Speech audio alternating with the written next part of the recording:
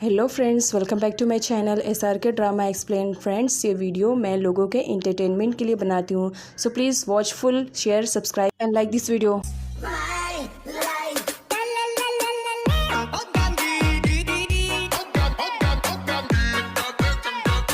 Part की starting जंगल से होती है। करण दा को लेकर के जंगल में भाग रहा था। पीछे से वो अटैकर भी उन दोनों को फॉलो कर रहे होते हैं और फाइनली उन अटैकर के हाथ करण और दा दोनों लग जाते हैं, जहां पर करण और अटैकर के बीच में ज़बरदस्त वाली फाइटिंग होती है और बेचारा करण नीचे ज़मीन पर पड़ा हुआ रहता है। अब वो अटैकर उसे शूट करने वाला रहता है। पीछे से झांसी की रानी बनते हुए दा आ जाती है और उस अटैकर को बैक साइड से हिट करती है, जिसकी वजह से वो वहीं पर बेहोश हो जाता है। करण बहुत ही ज़्यादा खुश हो जाता है। डार्लिंग, मैंने तो तुम्हें समझा था तुम बहुत ही ज़्यादा कमज़ोर होगी इस मामले में, लेकिन बहुत ही ज़्यादा स्ट्रॉन्ग हो। फिलहाल टाइम नहीं बात करने के लिए, चलो यहाँ से। करण और दा अब जंगल से बाहर निकलने का रास्ता ढूंढते हैं। अगले ही सीन में दिखाया जाता है अटैकर्स तो ज़मीन पर पड़ा हुआ रहता है बेहोश।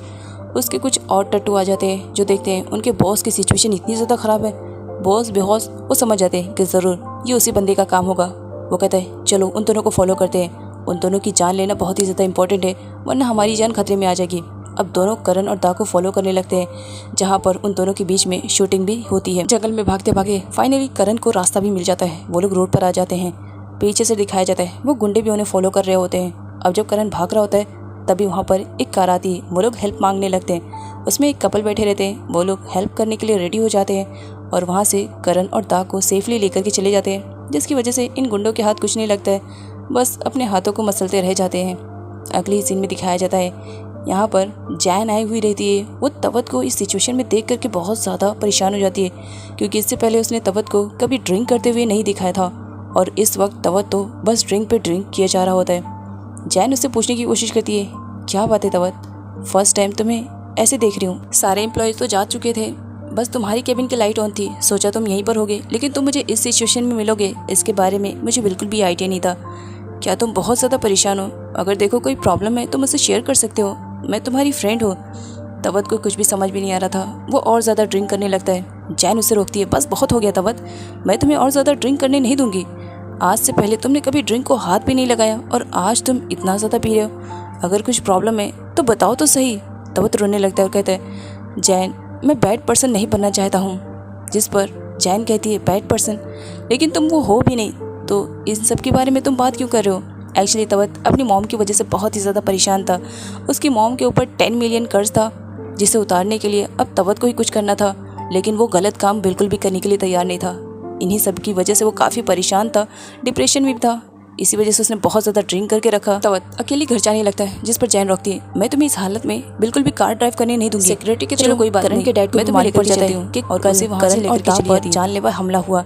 इसी वजह से वो बहुत ज़्यादा परेशान हो जाते हैं और सेक्रेटरी से करण के पास कॉल करने के लिए कहते हैं। सेक्रेटरी मना करती है, करण सर ने मना किया है सर, मैं कॉल नहीं कर सकती हूँ, वो किसी विलेज में है और हम कांटेक्ट ना करें इसलिए बेटर रहेगा। करण और दा के बारे में सुन करके डैड को बहुत बड़ा धक्का लगता है और इसकी वजह से उन्हें अटैक भी आ जाता है। उनके हार्ट में बहुत ज़ोर से पेन हो रहा था। सेक्रेटरी उनकी हेल्प करती है और एम्बुलेंस को कॉल करती है। अगले सीन में जब जैन तवत को लेकर आती है, वो उसे सुलाने की कोशिश करती है। अनफॉर्चुनेटली दोनों का बैलेंस बिगड़ता है और दोनों एक दूसरे के ऊपर गिर जाते हैं, लेकिन जैन को रियलाइज़ होता है तो पीछे हटती है।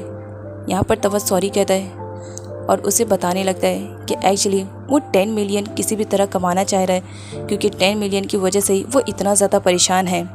ये बात सुनकर के जैन को काफ़ी खुशी होती है। वो तवत से कहती है, चलो थैंक गॉड तुमने ये तो समझा कि मैं तुम्हारी दोस्त हूँ और अपनी इस प्रॉब्लम में मुझे भी शामिल किया। मैं भी कोशिश करूँगी कि तुम्हें इस प्रॉब्लम से मैं निकाल सकूँ। हॉस्पिटल का सीन दिखाया जाता है। करण के डैड के बेस्ट फ्रेंड उनसे मिलने के लिए आए हुए रहते हैं। जब उन्हें मालूम पड़ता है कि करण के डैड को अटैक आया तो वो 1 मिनट भी वेस्ट नहीं करते और अपने फ्रेंड की सिचुएशन के बारे में पूछने के लिए चले आते हैं। अब यहाँ पर उन्हें मालूम पड़ जाता है कि करण और दा किसी विलेज में छुपे हुए हैं, क्योंकि वो अटैकर्स उन्हें फॉलो कर रहे हैं जान से मार देने के लिए। और कहा है करण ने कि हम उनसे कांटेक्ट ना करें, लेकिन क्रिट उसके माइंड में तो उस वक्त कुछ और ही चल रहा था।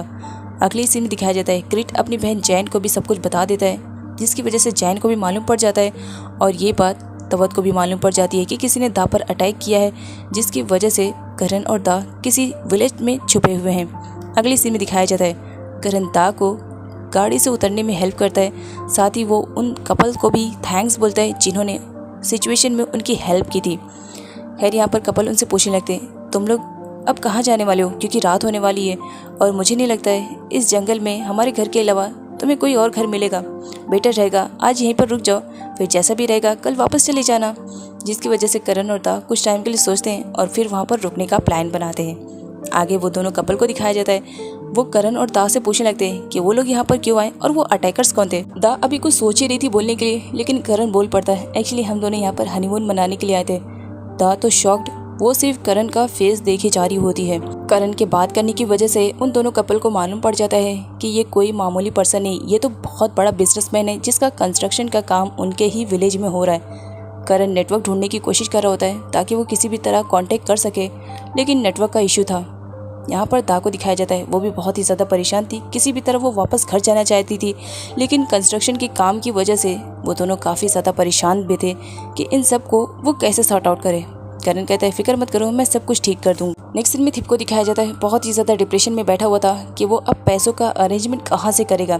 तभी उसकी सिस्टर आती है जो उसे कहती है, तुम बस इसी तरह हाथ पे हाथ रख करके बैठे रहो, बाकी जो होना है तो वो बाहर होकर रहेगा। जिस पर थिप कहता है, इस तरह पहेलियाँ मत बुझाओ, जो भी कहना है साफ साफ कहो। जिस पर उसकी सिस्टर उसे बता देती है कि तुम्हें कुछ आइडिया भी है कि बाहर क्या हो रहा है, तुम्हें तो कुछ खबर भी नहीं होगी, लेकिन मैं ऑफिस जाती हूँ, मुझे इतनी तो खबर मिल चुकी है कि करण और दा दोनों सीक्रेटली हनीमून के लिए गए हैं। इसी वजह से कह रही हूँ भाई, दा का पीछा छोड़ दो, कोई और लड़की देखो और उसे अपने प्यार की झांसे में फंसाओ ताकि हमारा कुछ खर्च भी चल सके।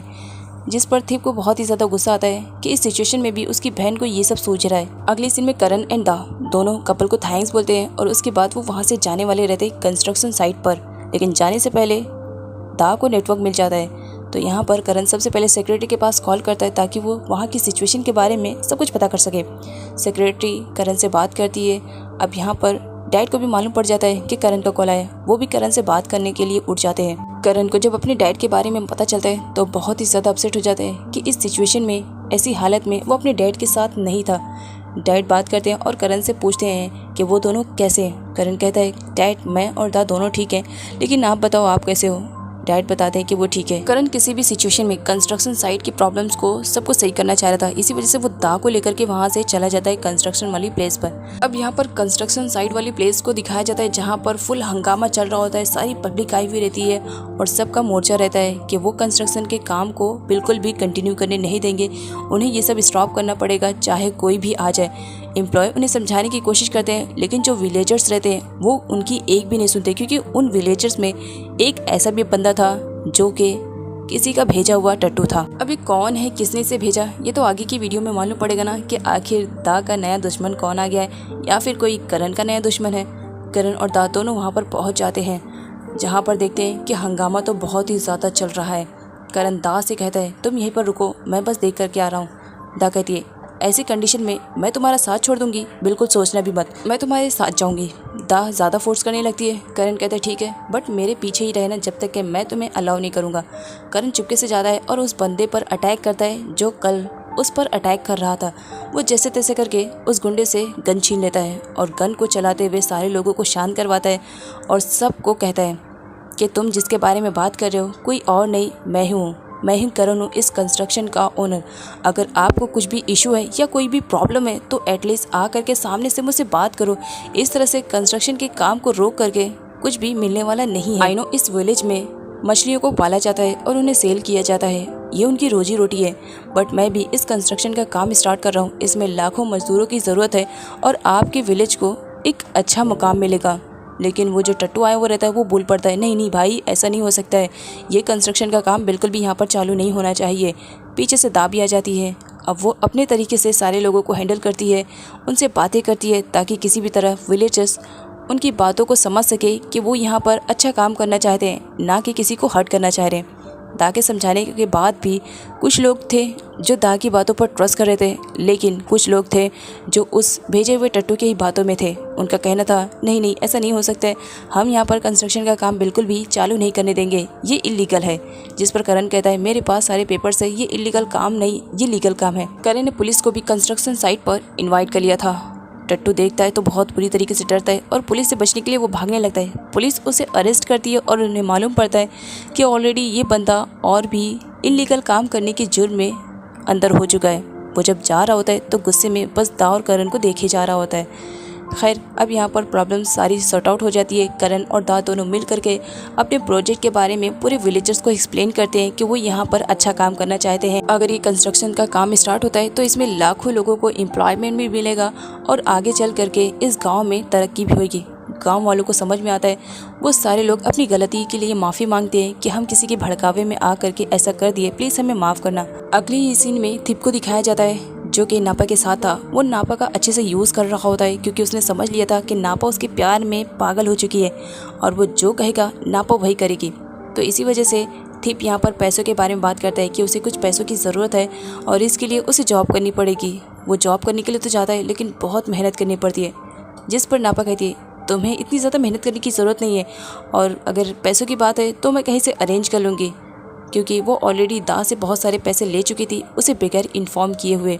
तो थिप को ये लग रहा था कि नापा उसके लिए पैसे ज़रूर लेकर आएगी। करण नापा को थैंक्स बोलता है और फ्रेश होने के लिए जाता है ये कह करके कि मुझे बाहर कुछ इंपॉर्टेंट काम के लिए जाना है और तुम घर चले जाना।